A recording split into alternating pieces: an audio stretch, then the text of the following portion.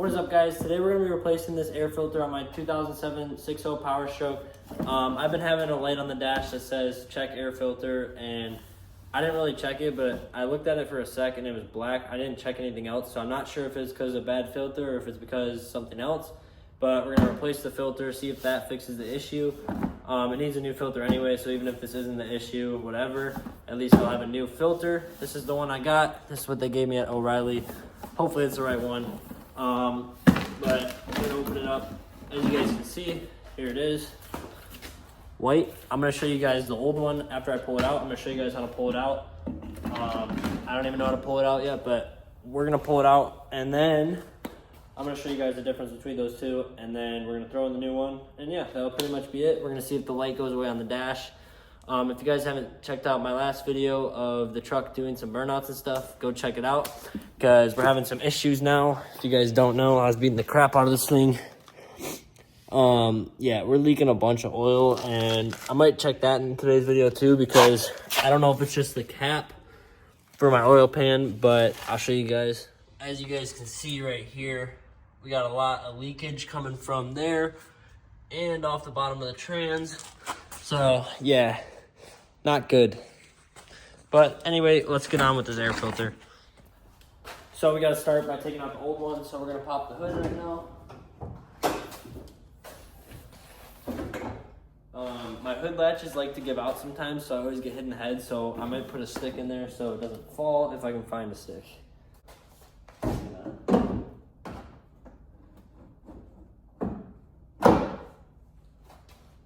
That'll probably hold it, hopefully.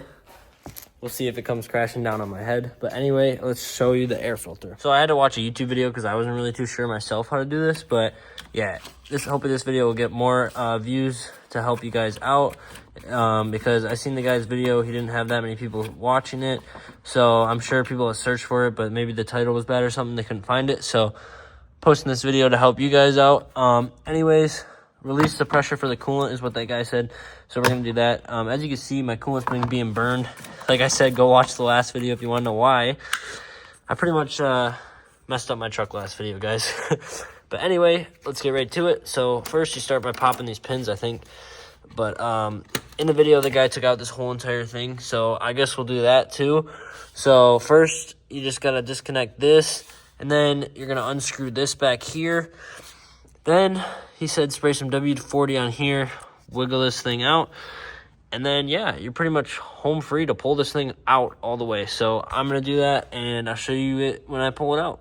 Alrighty guys, so all I've done so far is pulled that out. Now I'm gonna show you guys how to do this.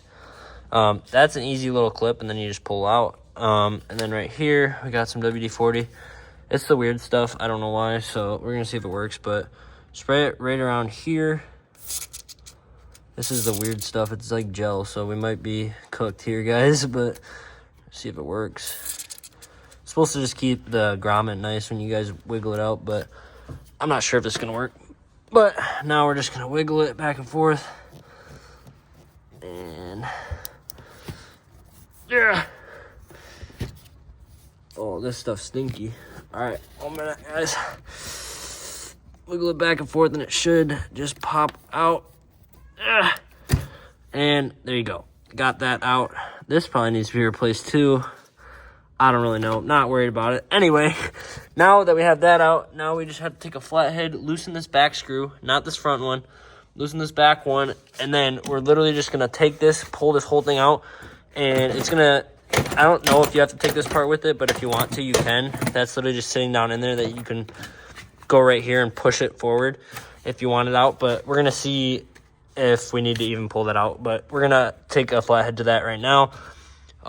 They also said to take these off, but I don't really feel like doing all that work, so we'll see. Alrighty guys, so I loosened this, pulled it off, as you can see. Now, pretty sure you just pull this whole thing out. I see why they said to take this off. I think there's coolant in here, but I'm just gonna send it with my fingers right now. Oh, okay.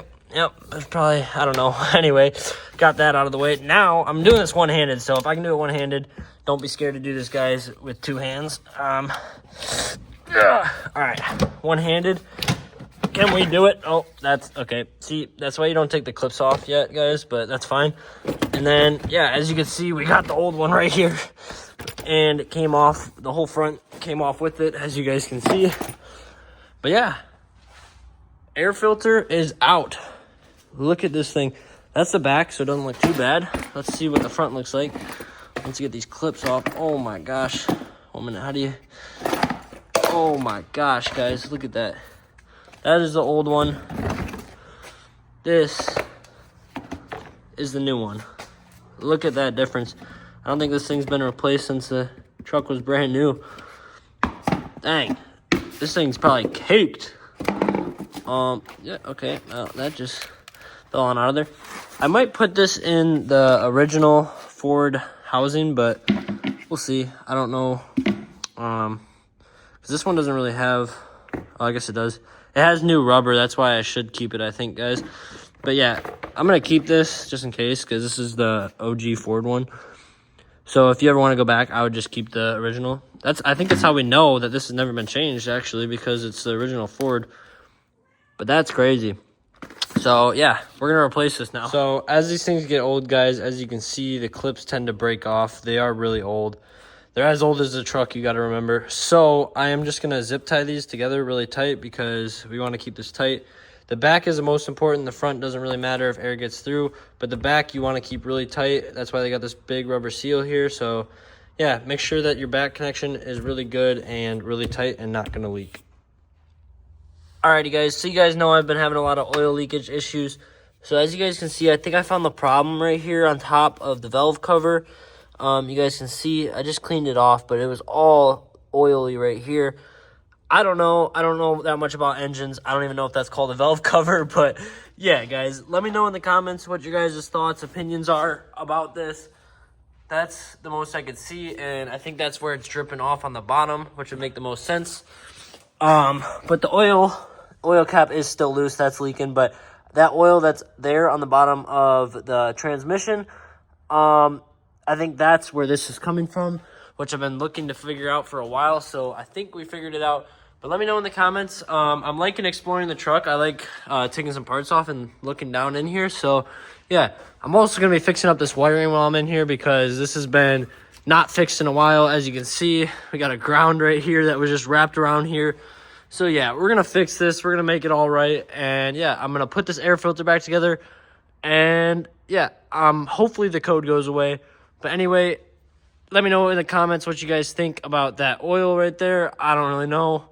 But, yeah, let me know what you guys think. We got Brody right here. You already know. So he helped me finish this for a while because he's like that guy. He also cleaned my battery terminals. So thanks, Brody.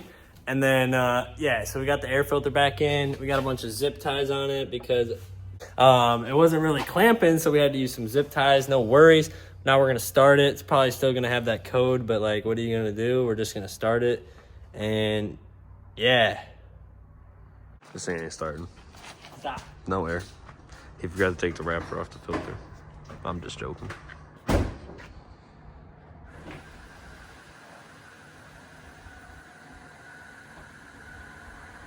starts.